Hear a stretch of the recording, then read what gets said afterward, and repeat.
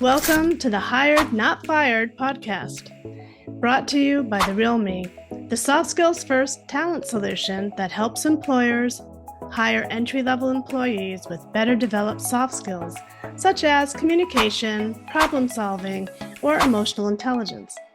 Join us as we sit down with hiring managers, talent leaders, and others and get insider tips to help Gen Z stand out and get hired. Let's dive in. Hey there, welcome back to Hired Not Fired. I'm Deb Samuels-Peretz, the Vice President of Learning and Development for The Real Me. And I have Elizabeth Diley from Medtronic back for part 2 of a fascinating interview. Elizabeth is at the forefront of transforming talent acquisition as the Director of Emerging Talent and Careers at Medtronic, which is the world's largest medical device company.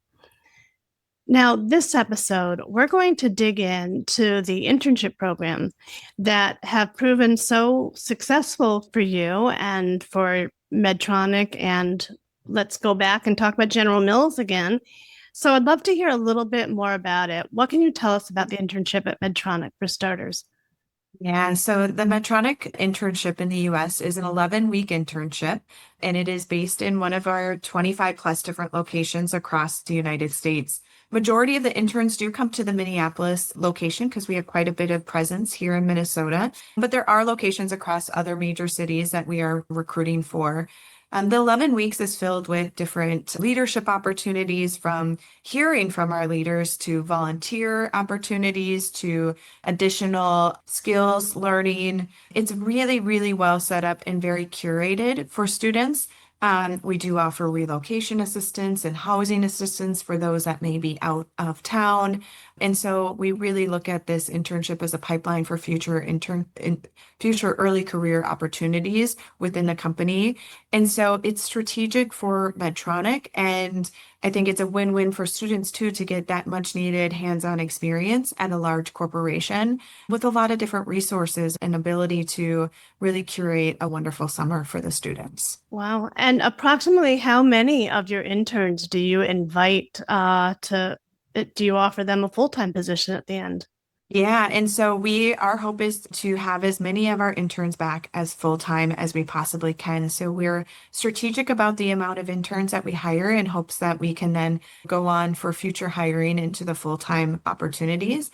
And that's what I would say to any student that's listening, is to ask those questions of companies of, hey, what does that look like after my internship? Or what is that process as I think about full-time opportunities? So would you say that you pretty much fill your pipeline, fill all of your entry-level positions from your internship program, or do you find that you also hire outside of the internship program? We do both. So that is part of our strategy. Sometimes we're not aware of hiring needs until the end of the summer or mid-school year. So we're looking to fill some of those early career positions differently. But we do have rotation programs that we hire entirely out of our internship program for those rotation programs. There are companies that have those opportunities that may not actually be open until April-ish, March, April, at the end of your school year, or maybe posting jobs right now too. And that's something too, I would say, and we'll probably get into this, so I don't want to steal your thunder, but now is the time to start looking for an internship. We're here in the fall recruiting season now, and a lot of the bigger companies start really early. Our applications are open to all, and so we do go through those, and Medtronic gets quite a few applications too, I would say, for those internships.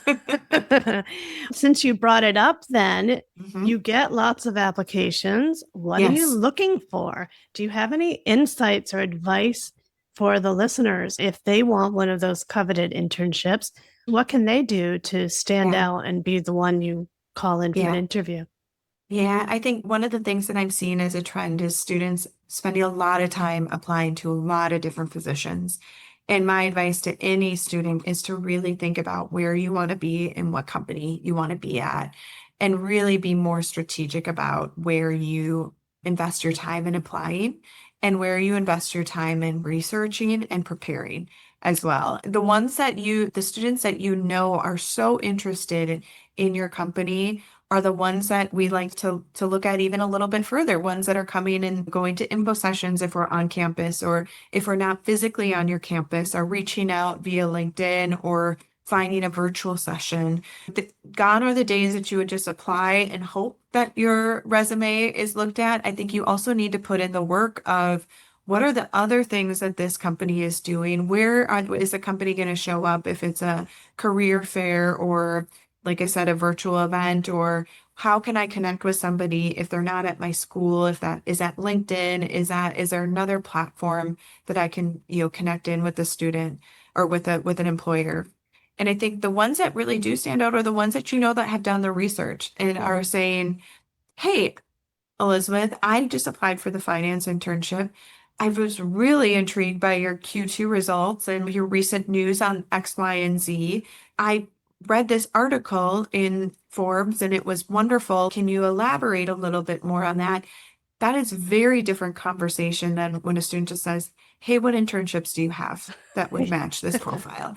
And I say that, and it just seems so like easy, but it's that was probably 5 seconds of someone doing a quick Google search on Mhm. Medtronic, or hey, I saw your stock was you went up $3 today. Can you talk a little bit more about that? And that's true in the other company that I worked in, and like any research goes a long way because it showcases that you just didn't pick us as one of the 200 places that you were going to apply to as well. Well, since you brought up General Mills, I have to Mhm. say, all right, you led an award-winning internship program there. That's pretty impressive. Yeah. Was it at all different what you're looking for in a candidate from what you're doing at Medtronic, or was it pretty similar?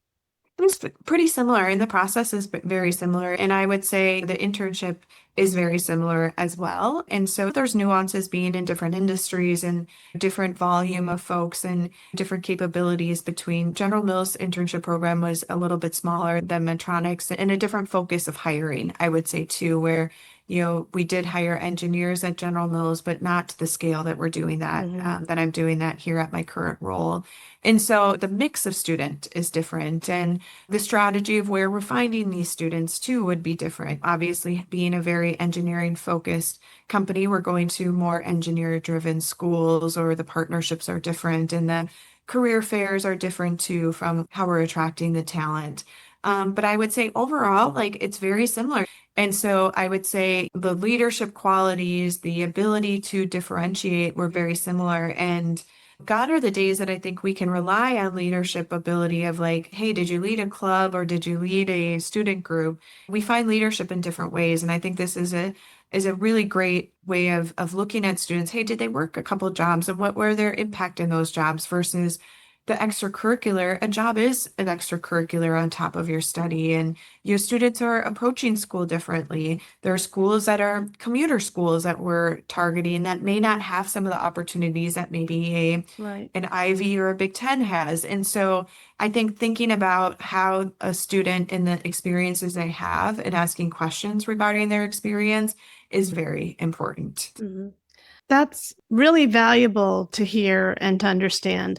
So, my last question, you mentioned the article in Forbes that you contributed to, where you talk about some of the things that candidates do that you wish they wouldn't do. And what's one piece of advice for them?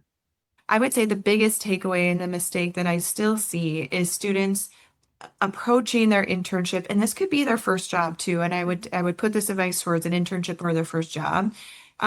Approaching it like they're going to get a syllabus of exactly what they need to do when they get to their first day of work or their first day of internship. That's not how corporate America works and how jobs work right now. You do need to take initiative and think about how am I going to plan out my 11 weeks? What are the milestones that I need to be hitting? Who are the people that are going to help me get to that? I see too many students look at their internship assignment like a project where they're like, okay, what do I need to do? And like, what's the due date on this? Versus that's not how we work at all. And that is something that I think is really important for students to understand is that these aren't projects that you're working on yourself, and then at the end of 11 weeks, you're going to do a huge presentation and you're going to check mark the box. It's about the process of bringing people along with you and your thinking. And so I encourage students to put a plan out, understand who your stakeholders are, and show your work early so we can course correct or at least talk about if you're on the right path or not versus doing your work on a cubicle and not talking to anybody and then expecting like your presentation to be the end of it. That's not how we work every day. Then your other question was, what was your other question? Sorry. One piece of advice that something I didn't ask that you'd like to share. Yeah, I think going back to like, how do you get hired? I think is like right now is the time. It's fall. Get out there, find the roles because those roles close up pretty quickly as, some of the companies start early. Even if you're an underclassman and really, again, be concentrated on the companies that you're really excited about and do your research on those versus just blasting your resume to 200 different places. Thank you so much, Elizabeth. You gave so much valuable insight and advice that I know listeners are going to learn a lot from. So thank you. Yes, thank you, Deb, for having me. I appreciate the conversation.